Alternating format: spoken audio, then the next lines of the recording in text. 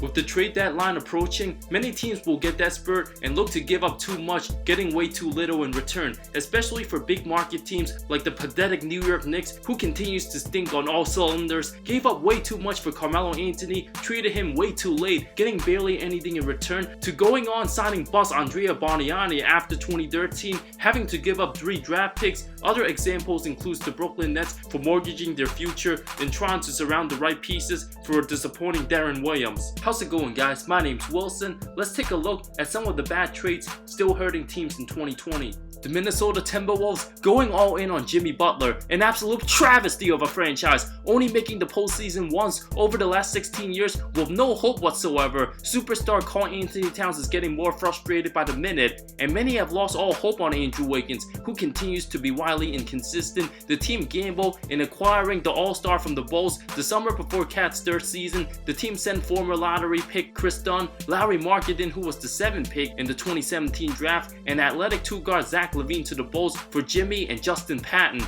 The deal resulted in some short-term success for Minnesota, being able to just sniff a playoff berth as the 8th seed, snapping a miserable 14-year drought. The team struggled mightily when Butler went out. Towns averaged 4 points less, Wiggins put up 6 points fewer, and wasn't utilized effectively from Tom Thibodeau. The team brought back Taj Gibson, who averaged a whopping 33 minutes, and Derrick Rose, pretty much the Minnesota Timberwolves. After a first-round exit to the Rockets, Butler angrily demanded a trade, showed up for practice, and dropping F-bombs everywhere, went at it with the players, dominating and even cursing to GM Scott Layton, screaming, "You effing need me, you can't win without me," leaving everybody speechless. Dominated the gym in every way. The young guys were shook and simply wasn't ready for his toughness. About a month later, Butler and Patton were traded to Philly for Jared Bayless, who's no longer in the NBA, Dario Saric, now with Phoenix, and Robert Covington, a guy who's available in trade talks, and a 2020 second. A huge mistake for getting Jimmy in the first place, while LaVine's blossoming into a heavy all-star candidate, averaging around 25 points, 4 assists, playing way better than Andrew Wiggins right now. Combined with the contract differences, absolutely brutal for Minnesota. While Markkanen would have been a perfect forward to pair up with Towns, who can stretch the floor, Dunn's a terrific defender. The team could have traded Wiggins for a couple solid pieces years ago, could have had Dunn, LaVine, Markkanen, and Towns, but now we'll likely have to rebuild, struggling to get in any source of rhythm in the West, while Butler's having a blast in Miami on a less talented team. Believe it or not, the Denver Nuggets getting ripped off by the Utah Jazz on 2 occasions. The first in 2013, it was the Nuggets who actually drafted Rudy Gobert with the 27th pick, traded him for Eric Green, somebody you never heard of, and cash. Luckily, they hit the jackpot, selecting Nikola Jokic the year after at 41. What's even more painful, drafting Donovan Mitchell 13 overall, stupidly trading him for Trey Lyles, no longer with the team, and bust Tyler Lydon, no longer in the NBA. While D. Mitch was a home run for Utah, being the leading scorer each of his first 3 seasons, who draws many similarities to Dwayne Wade. Imagine a duo with Mitchell and Jokic, along with the other solid role players. The Nuggets would be the favorites to win it all. And perhaps Denver should never make a deal with Utah again. The San Antonio Spurs, before this season, they thought they were getting Marcus Morris, so they traded Davis Bertans to the Wizards in the 2019 offseason, a stretch 4 who's improving day by day, landing washed up DeMar Carroll, who's averaging a whopping 2.2 points. Now Bertans is one of the most intriguing players many contenders are begging to have. Also, San Antonio trading away superstar Kawhi Leonard and solid player Danny Green, cash to the Raptors for DeMar DeRozan, Jakob Poeltl, and the first in Kendall Johnson. Toronto went from disappointing playoff failures to NBA champions with Leonard. San Antonio eliminated in the first round with DeRozan, who's nowhere near as good as Kawhi, not a game changer, while the Spurs are in danger of failing to make the playoffs in 2020. As great as the Spurs organization is in scouting talents, they should have had their hands on Pascal Siakam or even OG Anunoby instead of Jakob Poeltl, a regrettable decision for getting so little in return for the superstar. The Sacramento Kings salary dump. In summer 2015, the franchise continued to be dysfunctional.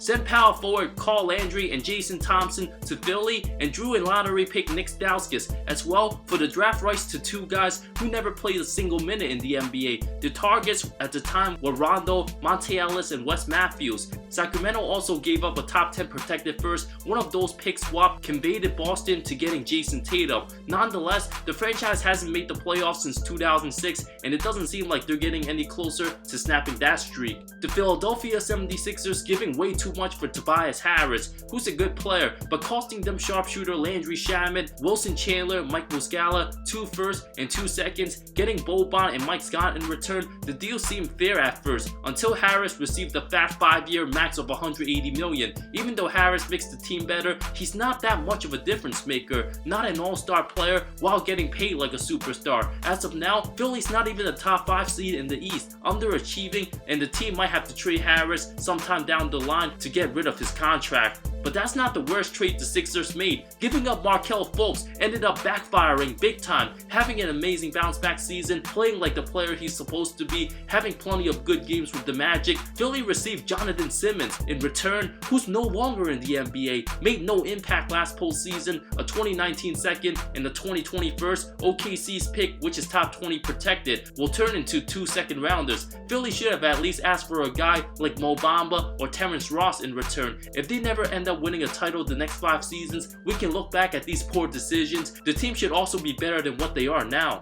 The Indiana Pacers 2011, almost 9 years ago, San Antonio lost in the first round to the eighth-seeded Grizzlies. Looking old and past their primes, their dynasty seemed to be coming to an end, but made sure they got their way in the draft. When the Pacers selected Kawhi Leonard out of San Diego State with the 15th pick, the Spurs traded George Hill, one of Pop's favorite players, for an unproven wing, a decision redefining the Spurs. Leonard turned into a 2-time Defensive Player of the Year, made 2 first teams, and won the Finals MVP with the franchise. If Indy would have had Kawhi and PG together, they probably would have beaten Miami in 2013 and contend for a bunch of championships. A regrettable decision for the Pacers, who's a good team today but not legit contenders. They could have been what the current Clippers are today. 2015, the Celtics stealing Isaiah Thomas from the Suns. Still a bad team, less than 8 months after the Kings dealt IT for somebody you never heard of. And a trade exception, Thomas found his way to Boston, having a cramped backcourt with Goran Dragic and Eric Bledsoe, part of a dream team deal, having Marcus Thornton, who lasted 9 games after with Phoenix, having the draft rights of bust Marquise Chris. Thomas blossomed into an all-star and an MVP candidate with the C's. The Suns have been awful ever since, and at least could have been way more competitive with prime Thomas. Perhaps the most painful trade didn't even happen last decade, but the decade before, in 2008,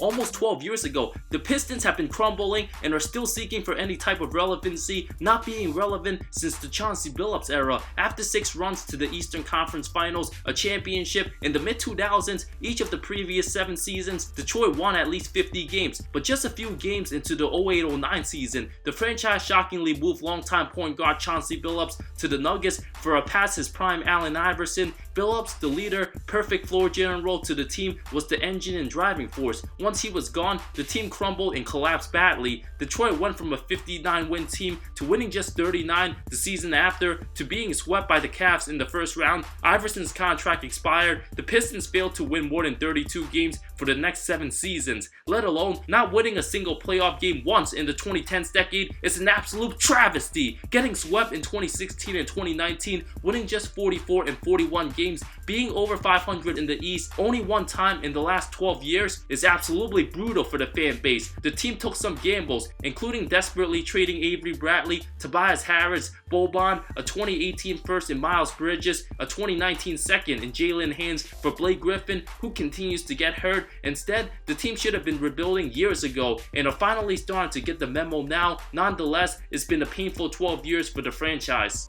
Another potential brutal trade that can haunt the Knicks for the next 10 years. Giving away Kristaps Porzingis to Dallas with Trey Burke, Tim Hardaway Jr., Courtney Lee for DeAndre Jordan, Wesley Matthews, both no longer with the Knicks. Dennis Smith Jr. looking like a disaster. A 2021 first and a 2023 first. If Dallas wins titles with Luka and KP and the Knicks don't become relevant, New York fans will have to suffer for another decade. The Chicago Bulls giving up Yusuf Nurkic, the 16th pick, and Gary Harris, pick 19, to the Nuggets for Doug McDermott and Anthony Randolph, summer 2014. Both Nurk and Harris are solid NBA players. Randolph never played another NBA game after that trade. While McDermott bounced around for 4 other different teams, another mistake for the Bulls front office in that awful decision. The Orlando Magic giving up Victor Oladipo, Ersan Ilyasova, and lottery pick Tobias Sabonis for Serge Ibaka, who spent only a brief time with the Magic before being traded to Toronto for Terrence Ross, who's a poor version of Oladipo. Sabonis now an all-star caliber player with the Pacers, basically giving up 2 all-stars for Terrence Ross.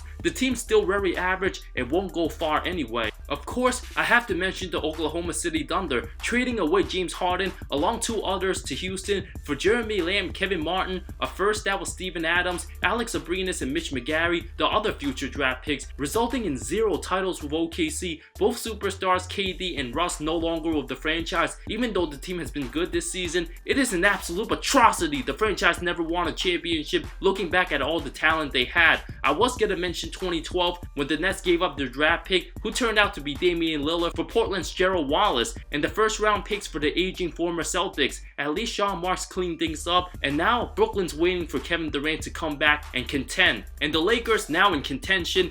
They did give up 4 draft picks for a 38-year-old Steve Nash. We'll truly find out in the 2030s if Luka Doncic wins multiple titles in Dallas and Atlanta doesn't win a ring with Trae Young. It will certainly haunt the Hawks franchise for years to come. Thank you so much for watching this video. Subscribe for more content. I love all of you. See you next time.